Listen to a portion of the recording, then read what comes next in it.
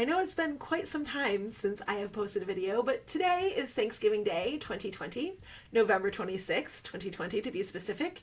And I thought that after the year we've had, it would be a good year to reinstitute a tradition I had when the children were young, and that would be to read a Thanksgiving proclamation.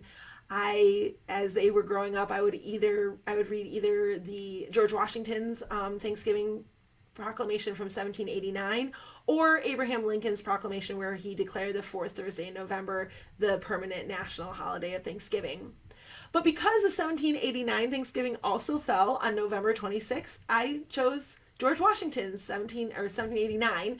I chose George Washington's 1789 Thanksgiving Proclamation, which was given, shortly after the U.S. Constitution was ratified, shortly after the War for Independence was completed and concluded. And so this wasn't in a time of necessarily where everything was rosy just yet, but they were moving in the right direction. And so I'm going to read it to you as well. And I want you to keep in mind the year 2020 as I read through the proclamation from 1789. By the President of the United States of America, a proclamation.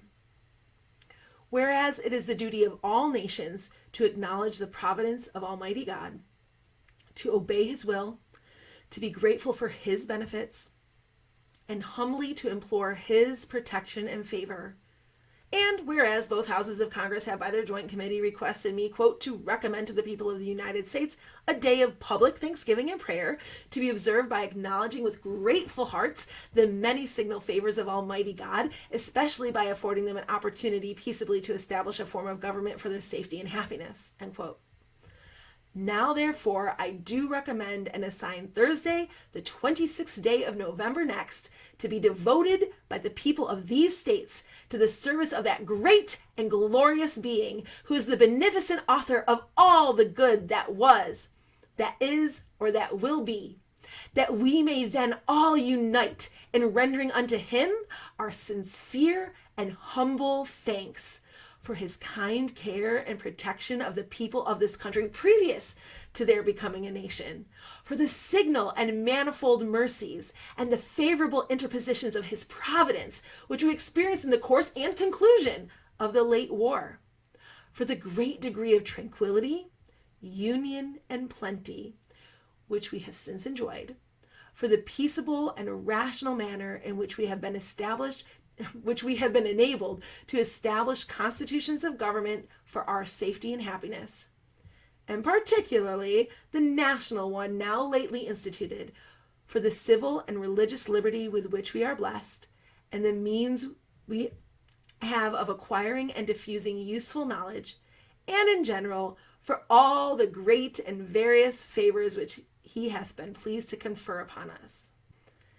And also, that we may then unite in most humbly offering our prayers and supplications to the great Lord and ruler of nations, and beseech Him to pardon our national and other transgressions, to enable us all, whether in public or private stations, to perform our several and relative duties properly and punctually, to render our national government a blessing to all the people, by constantly being a government of wise, just, and constitutional laws, discreetly and faithfully executed and obeyed, to protect and guide all sovereigns and nations, especially such as have shown kindness unto us, and to bless them with good government, peace, and concord, to promote the knowledge and practice of true religion and virtue, and the increase of science among them and us, and generally to grant unto all mankind such a degree of temporal prosperity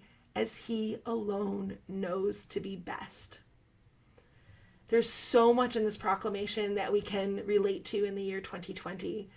But have you today, on this Thanksgiving Day of 2020, acknowledged with grateful hearts the many favors of Almighty God? Because that's what today is about, and that's what makes this my favorite holiday. Americans all across the country, whether they know it or not, are celebrating the beneficent author of all the good that ever was, that is and that ever will be. And it's really exciting. But I also know that we might not see this as this year of having a great degree of tranquility, union, and plenty. There has been loss. There has been want. There has been division. There's been discord and unrest. And I know that civil and religious liberty have been limited, have been taken away, have not been protected this year. So I think it's a good reminder that that's the kind of government we're supposed to have, where we have civil and religious liberty and we're blessed with the right to peaceably assemble. But I also know that it talks about safety and happiness. And those are things on our minds this year as well. And they seem to be at odds with each other in the year 2020. And yet they're both supposed to be protected by our government and by our Constitution. And we're supposed to be thankful for them as well. I also note that they talk about science. He talks about science and knowledge, and that it expands, and we work together with other nations to perpetuate and to come to the best knowledge in science. But also prosperity. We're supposed to work together for the best prosperity of our nation and of the peoples in the world, and also bring them freedom and liberty. And I also see in there a reminder that there's supposed to be a government of wise, just, and constitutional laws. And I have seen many of those curtailed this year as well. But the reality is, no matter if we've suffered loss, or we're concerned about our health, or we're concerned about the loss of liberty, or we're concerned that our government is no longer wise or just, we still have a beneficent author of all the good that ever was, that is, and that ever will be. And so I'm actually quite excited to see what comes next. And I know I don't usually talk about my faith on The World According to Dorothy, but it's just, Thanksgiving Day is just such a day of celebration for me. And it's not a day of regret. It's not a day of mourning. It is always a day of celebration. And I really hope and trust and believe that the American people are celebrating the many and various blessings that they have not been able to see this year. That today was a reminder that they're still out there, that we still have a good God, and that He's still in control. And I just want to say again, and I'm going to close with this, I am so excited to see what comes next, what He has waiting next for us, for me. And so today, this is my Thanksgiving message. Happy Thanksgiving 2020.